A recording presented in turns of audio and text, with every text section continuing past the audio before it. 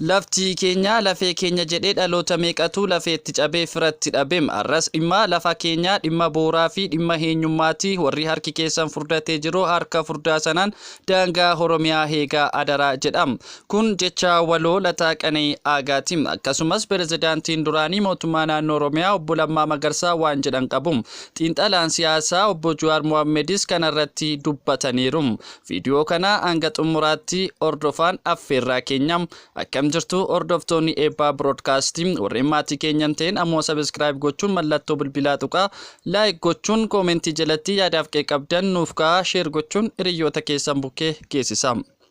Aanaalee naannoo Oromiyaa bulchiinsa naannoo Sumaalee waliin daangessan hedduun isaanii godina Booranaa Baalee fi Harargee keessatti argamu. Godina Booranaatti guyyaa gaafa 27/2025 caaseffama bulchiinsa haaraa naannoo Sumaalee kan mormuu hiriirri mormii geggeeffamu BBC'n odeeffateera.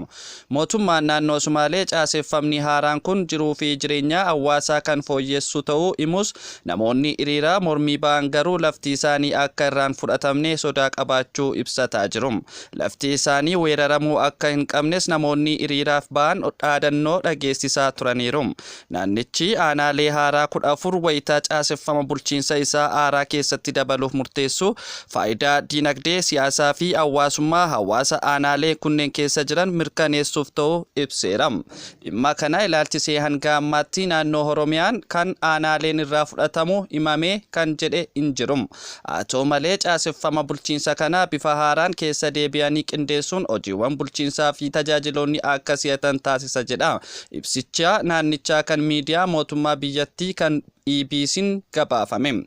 Addi bilisummaa Oromoo mootummaan naannoo Sumaalee caaseffama bulchiinsa bifa haaraan eegaluu fi aanaalee 14 bulchiinsa haaraa jalatti akka haammataman ibsuu hordofee ibsa baaseen adeemsi kun akka isa yaaddessuu fi akka mormu ibseera. Manni maree naannoo Sumaalee jeeffaan kora idilee salgeffaa bara hojii arfeffaa ta'aa jiruun bulchiinsa akka haaraatti caaseffame keessatti aanaalee 14 haaraa dabaluun aanaalee naannichaa 95 turan gara 109tti guddisuun ibsuurraan kan hafe aanaaleen kun kam fa'i akka ta'an bal'inaan hin ibsine.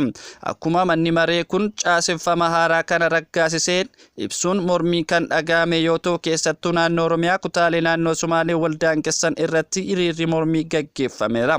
Naannoo Sumaalee daangaa bal'aa Oromiyaa faana kan qooddatu yoo ta'u yeroo garaagaraatti babal'ifannaa daangaa fi lafa dheedinsaa irratti walitti bu'insi ni uumama.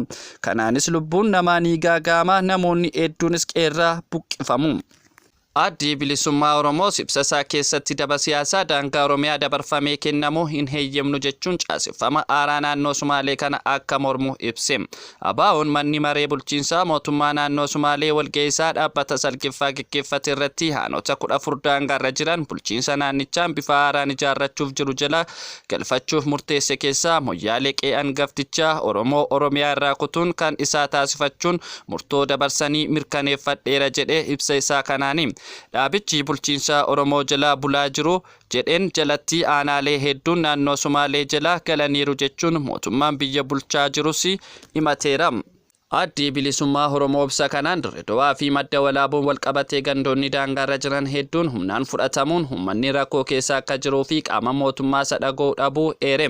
Addi bilisummaa Oromoo rakkoo bara bulchiinsa mootummaa duraanii naannoo Sumaalee Abdiillee humnoota addaa naannoo Sumaalee Liyyuu Haayilii jedhamuun beekaman raawwataa ture yaadachuun gochaan ammaa kunis madaa uummata Oromoo irratti ashaboo firfirsuudha jedhe.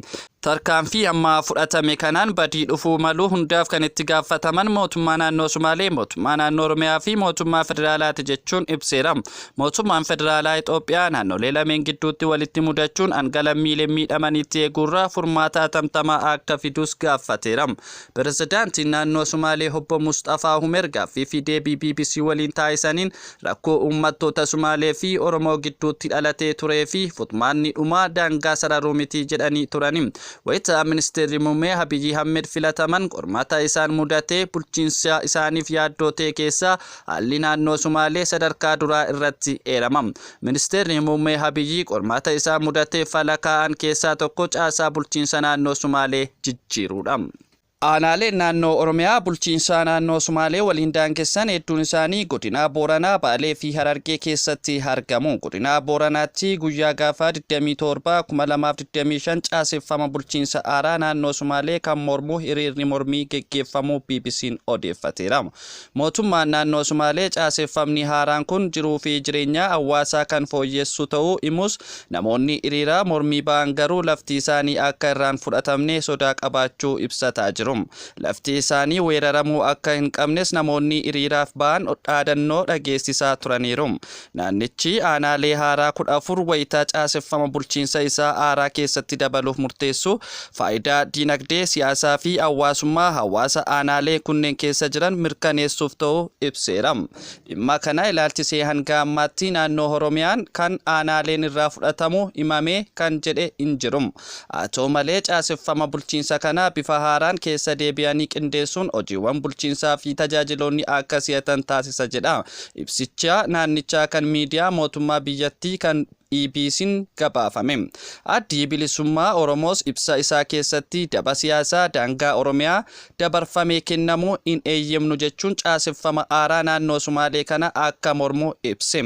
ABO'n manni maree bulchiinsaa mootummaa naannoo Sumaalee walga'iisaa dhaabbata salgeffaa geggeeffate irratti aanota 14 daangaarra jiran bulchiinsa naannichaa bifa haaraan ijaarrachuuf jiru jala galfachuu fi murteesse keessaa Moyyaalee qe'an gaftichaa Oromoo Oromiyaa irraa kutuun kan isa taasifachuun murtoo dabarsanii mirkaneeffadheera jedhee ibsa isaa kanaani dhaabbichi bulchiinsaa Oromoo jala bulaa jiru jedheen jalatti aanaalee hedduun naannoo Sumaalee jala galaniiru jechuun mootummaan biyya bulchaa jirus himateera. Addi Bilisummaa Oromoo mootummaan naannoo Sumaalee caaseffama bulchiinsa bifa haaraan eegaluu fi aanaalee 14 bulchiinsa haaraa jalatti akka haammataman ibsuu hordofee ibsa baaseen adeemsi kun akka isa yaaddessuu fi akka mormu ibseera. Manni maree naannoo Sumaalee jeeffaan kora idilee salgeffaa bara hojii arfeffaa ta'aa jiruun bulchiinsa akka haaraatti caaseffame keessatti aanaalee 14 haaraa dabaluun aanaalee naannichaa 95 turan gara 109tti guddisuun ibsuurraan kan hafe aanaaleen kun kam fa'i akka ta'an bal'inaan hin ibsine. Akkuma manni maree kun caaseffama haaraa kana raggaasiseen ibsuun mormii kan dhaga'ame yoo ta'u keessattuu naannoo Oromiyaa kutaalee naannoo Sumaalee wal daangessan irratti hiriirri mormii gaggeeffameera. Naannoo Sumaalee daangaa bal'aa Oromiyaa faana kan qooddatu yoo ta'u yeroo garaagaraatti babal'ifannaa daangaa fi lafa dheedinsaa irratti walitti bu'insi ni uumama. Kanaanis lubbuun namaa ni gaaga'ama, namoonni hedduunis qeerraa buqqifamu.